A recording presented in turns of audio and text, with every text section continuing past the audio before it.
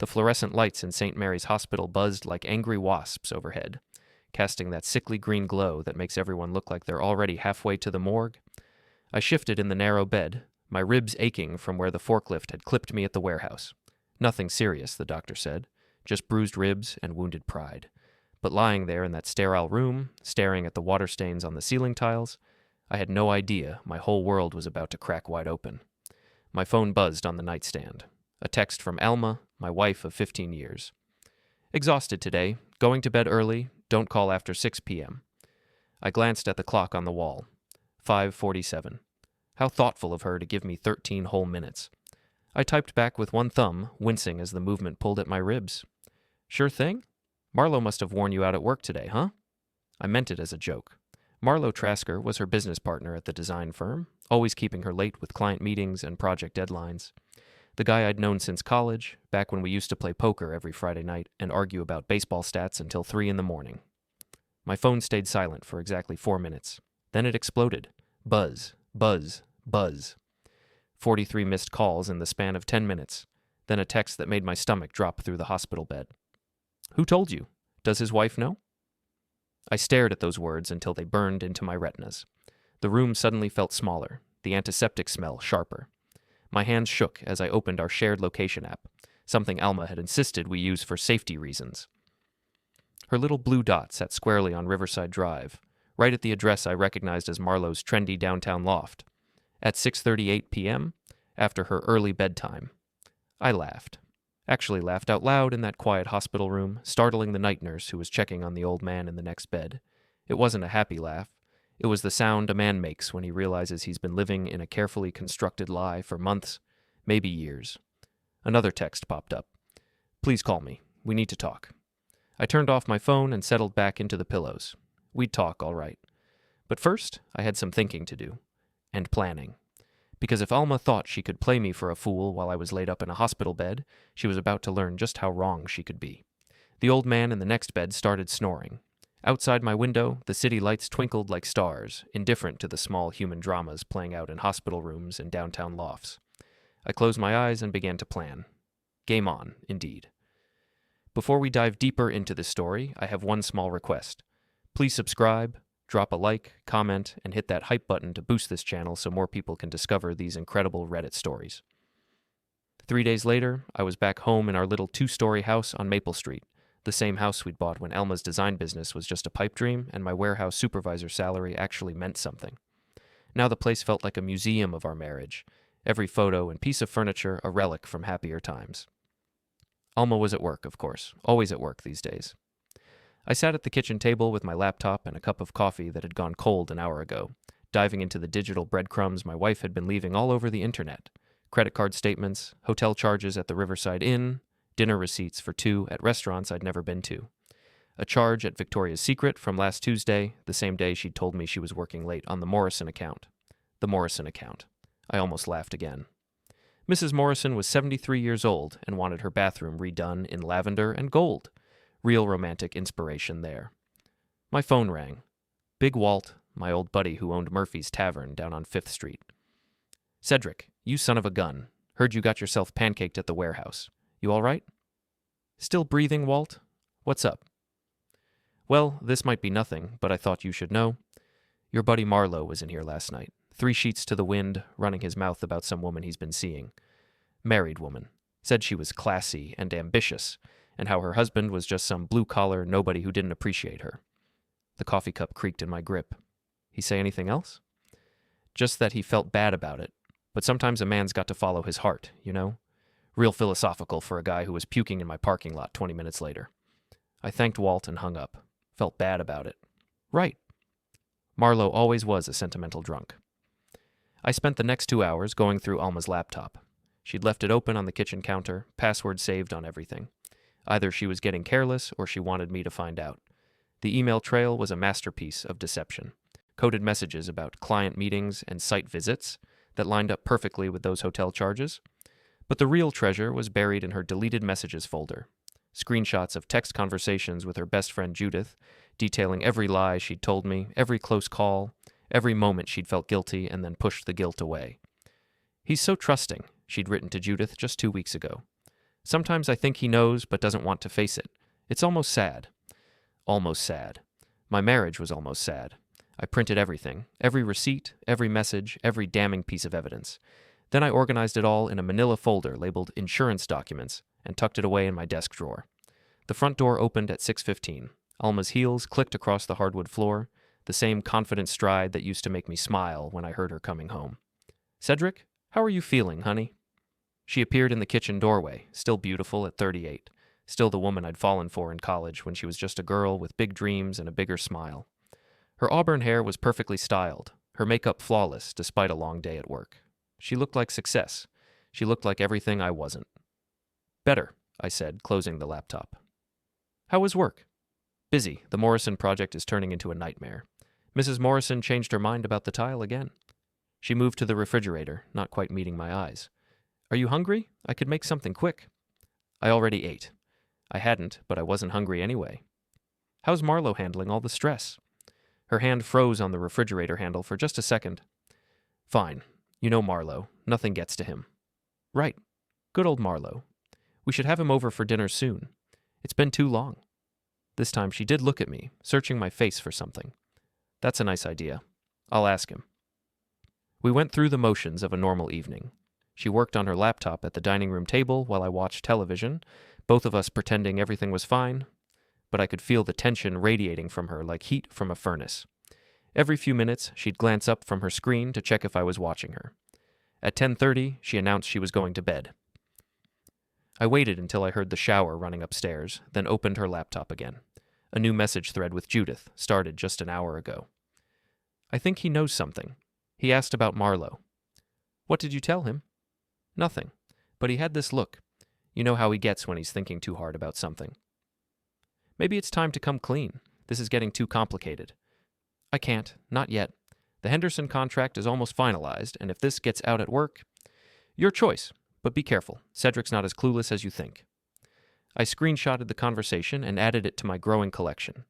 Then I deleted the screenshots from the laptop's recently viewed files and closed it.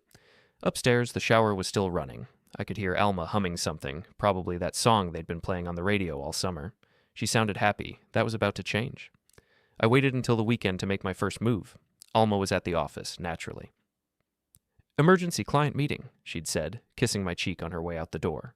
The kiss felt like a betrayal all by itself. I drove downtown to Marlow's building, a converted warehouse with exposed brick and floor-to-ceiling windows that screamed, "Look how successful I am." His silver BMW sat in the underground parking garage, gleaming under the fluorescent lights like it was posing for a magazine ad. I parked 3 spaces away and sat there for a moment, thinking about the old days. Marlow and I had been close once, real friends.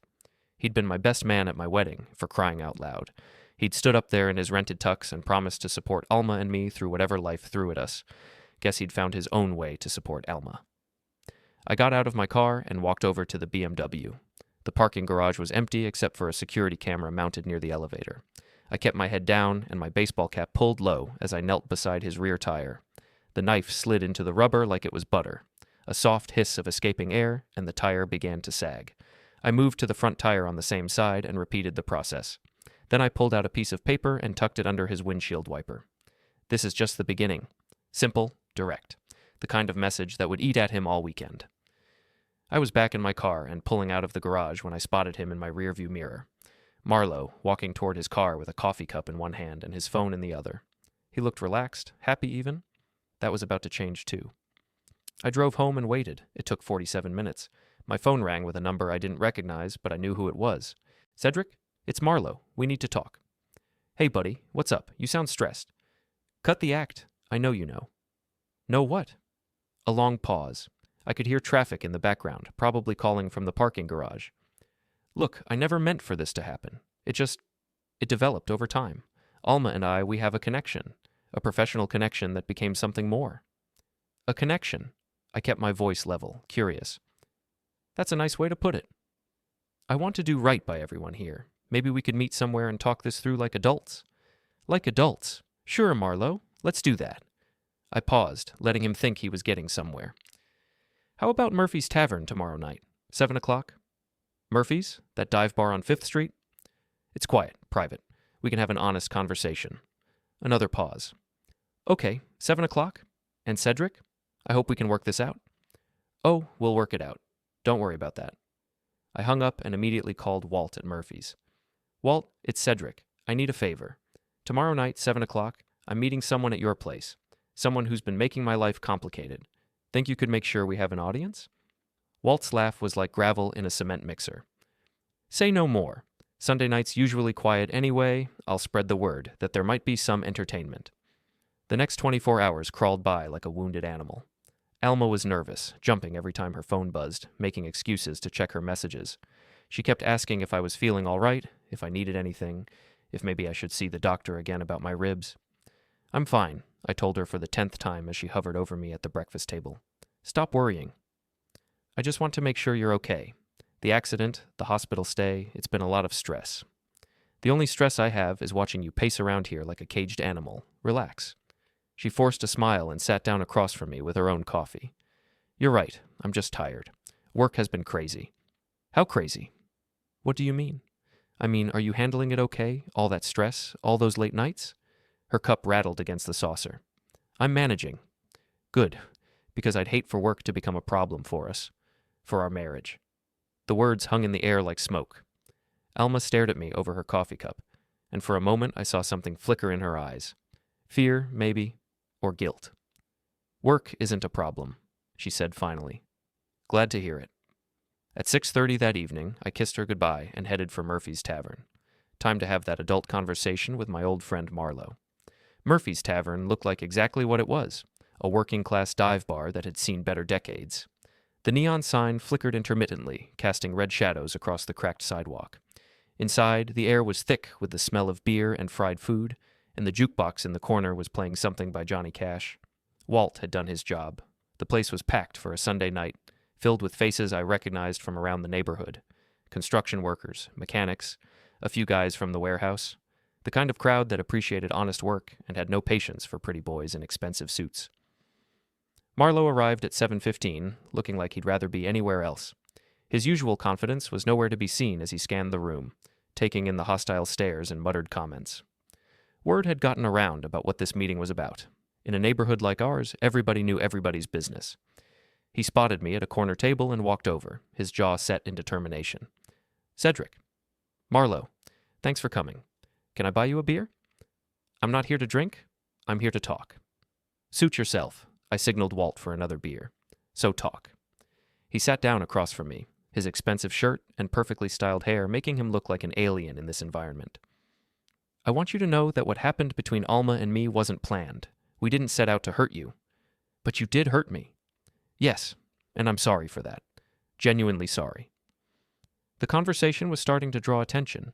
Voices at nearby tables were dropping to whispers, ears straining to catch our words. How long? I asked. Does it matter? It matters to me. He ran a hand through his hair. 6 months. Maybe 7. 7 months.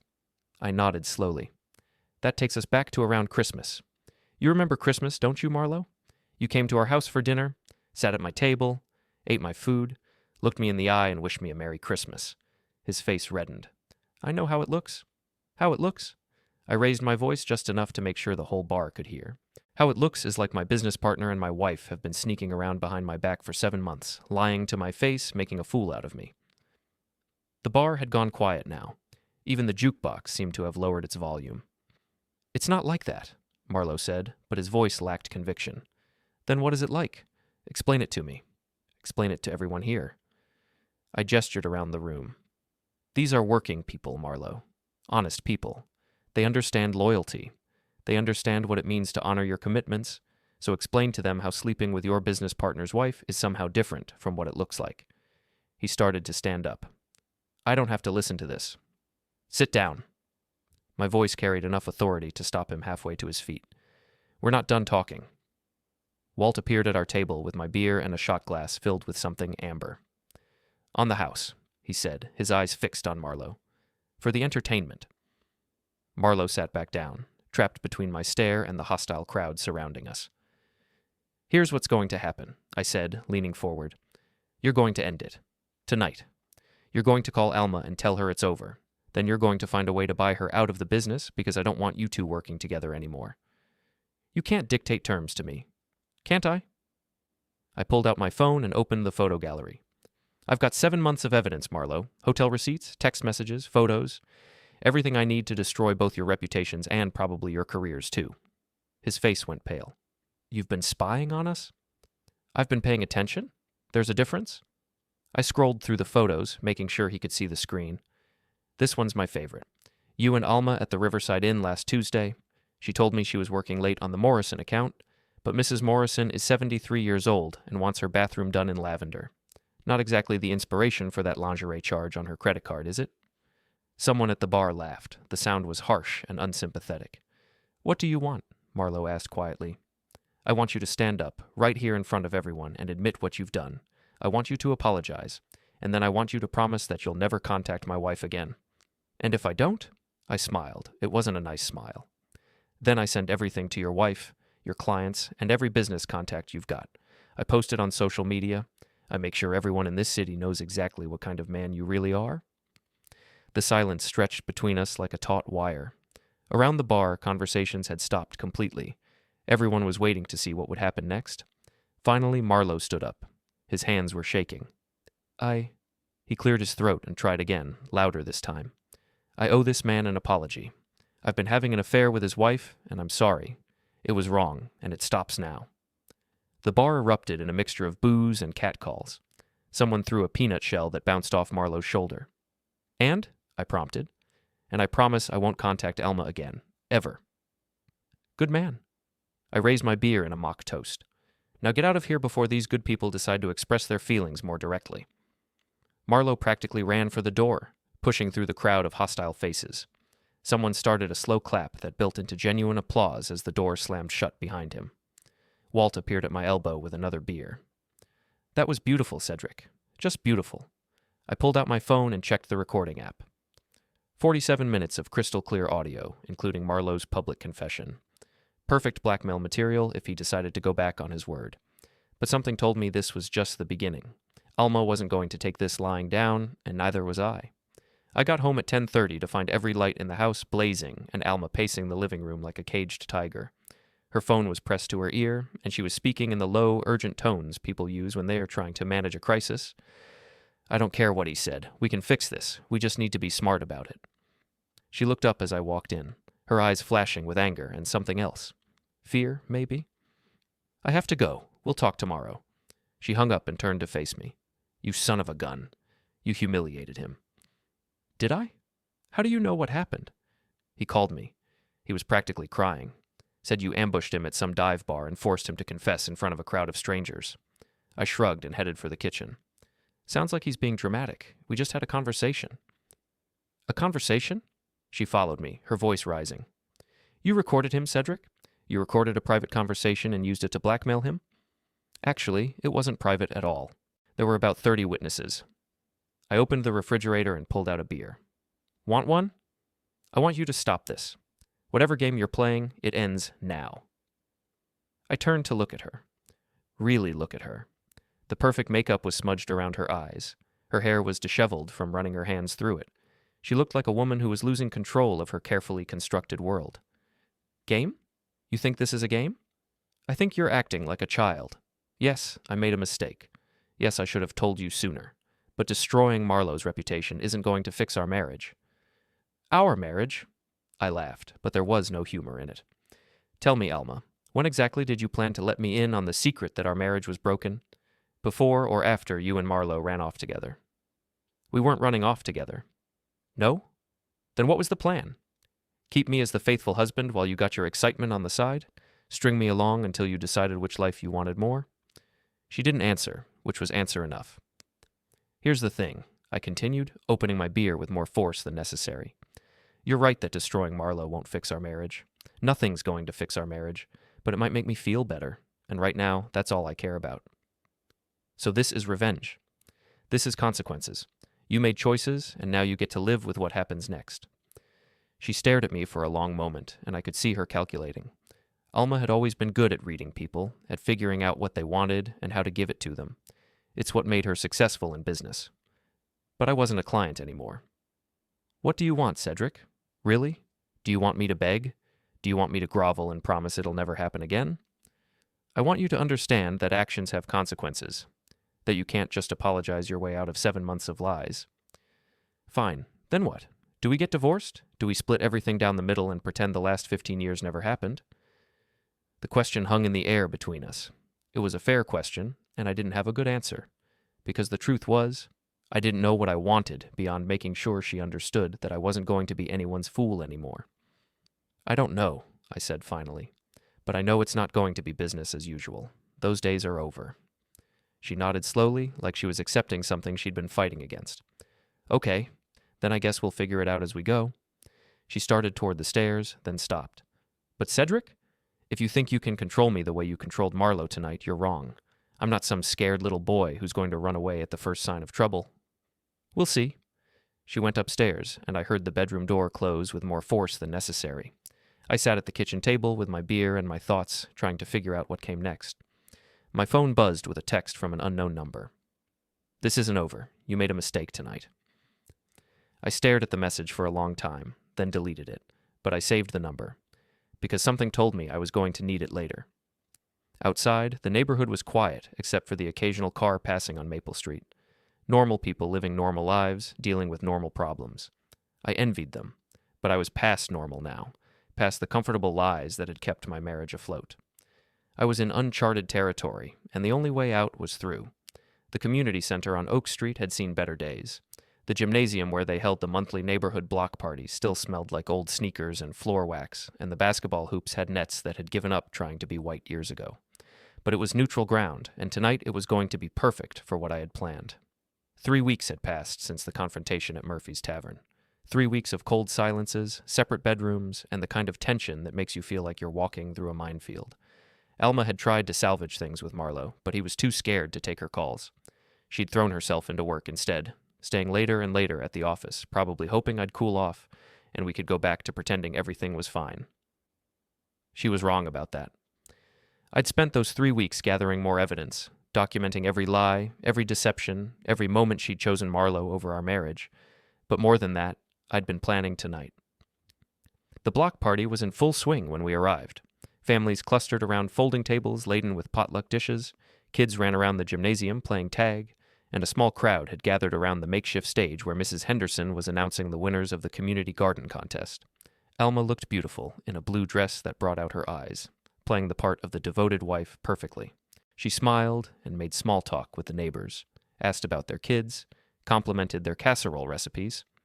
To anyone watching, we looked like a normal couple having a normal evening. Cedric! Big Walt appeared at my elbow, carrying a paper plate loaded with barbecue. Good to see you out and about. How are the ribs healing up? Good as new, Walt. Thanks for asking. And Alma, you look lovely as always. How's the design business treating you? I watched her face carefully as she answered. Very well, thank you. We just landed a big contract with the Henderson Group. It's going to keep us busy for months. The Henderson Group. I'd heard that name before, in one of her late-night phone conversations with Judith. Something about a contract that would set her up financially, make her independent, make it easier to leave. That's wonderful, Walt said. Success couldn't happen to nicer people. Mrs. Henderson finished her announcements and stepped away from the microphone. The crowd began to disperse, heading back to their conversations and their food. It was time. I walked over to the stage and picked up the microphone. The feedback squeal got everyone's attention. Sorry to interrupt, folks. I just wanted to take a moment to thank everyone for being such great neighbors over the years. Alma and I have really appreciated being part of this community. Confused murmurs rippled through the crowd. This wasn't how block parties usually went. The thing is, I continued, I've learned some things recently that I think you should know about. Things about trust and loyalty, and what happens when people you care about decide to lie to you. Oh, Alma was pushing through the crowd now, her face pale. Cedric, what are you doing? I'm having a conversation, sweetheart. The same kind of honest conversation you and I should have had 7 months ago. The gymnasium had gone quiet. Even the kids had stopped running around to stare at the man with the microphone. You see, folks, I found out recently that my wife has been having an affair. 7 months of sneaking around, lying to my face, making me look like a fool while she carried on with her business partner. Gasps and whispers filled the air. Alma reached the edge of the stage, her eyes pleading. Stop this. Please. Not here. Why not here? These are our friends, our neighbors.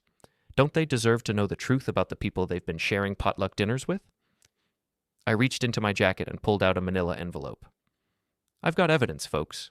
Hotel receipts, text messages, photos, everything you need to understand exactly what kind of woman my wife really is. You're sick, Alma said, but her voice was barely a whisper. Am I? Or am I just tired of being the only honest person in this marriage? I opened the envelope and pulled out a photograph. This one's from the Riverside Inn. Date stamp shows it was taken last Tuesday, the same day Alma told me she was working late on a client project. The crowd was mesmerized now, drawn into the drama despite themselves. Some looked horrified, others fascinated. All of them were listening. But here's the really interesting part, I continued.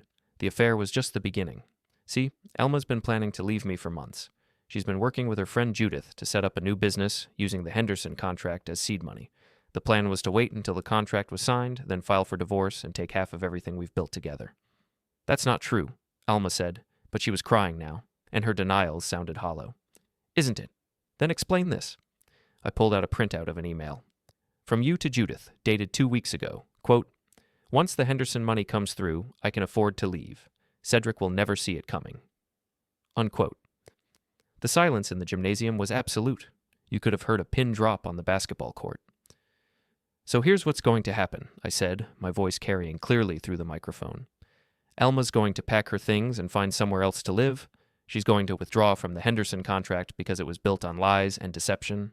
And she's going to learn what it feels like to start over from nothing, the same way she was planning to leave me. I set the microphone back on its stand and stepped down from the stage. The crowd parted in front of me like I was carrying some kind of disease. Behind me, I could hear Alma sobbing, trying to explain herself to people who were already turning away. I walked out of the gymnasium and into the cool night air, leaving behind 15 years of marriage and the comfortable lies that had sustained it. My car was parked across the street, and I sat behind the wheel for a moment, listening to the muffled sounds of chaos coming from inside the community center. My phone buzzed with a text from Walt. That was brutal, but she had it coming. Maybe she did. Maybe we both did. But it was over now, one way or another. The truth was out, the consequences were in motion, and there was no going back. I started the car and drove home to begin the next chapter of my life. Whatever that was going to look like, at least it would be honest. The house on Maple Street was dark and quiet when I pulled into the driveway. I sat there for a moment, looking at the windows that had framed so many years of my life, and tried to feel something. Relief, maybe, or satisfaction. But all I felt was empty. I'd won. But winning felt a lot like losing when you were the only one left standing. Inside, I poured myself a drink and sat at the kitchen table where this had all started, with Alma's laptop and her careless lies. The folder of evidence sat in front of me, no longer needed, but somehow too important to throw away. My phone rang, Alma's number. Please, she said when I answered. Can we talk? We just did, in front of the whole neighborhood. That wasn't talking, that was public execution. Was it? Or was it just the truth? A long pause. What happens now? Now you figure out how to live with the choices you made, same as everyone else. And us? There is no us. There hasn't been for 7 months. I just finally caught up. I hung up and turned off my phone. Outside, Maple Street was quiet and normal, full of houses where people were probably having ordinary conversations about ordinary things. I envied them that normalcy, but I'd traded it away for something else. The truth. Cold and brutal and final, but at least it was mine. I finished my drink and went upstairs to bed, alone in the house that had once held everything I thought I wanted. Tomorrow would bring lawyers and paperwork and all the messy details of untangling a life. But tonight, for the first time in months, I slept without wondering what lies I'd discover in the morning. The reckoning was complete.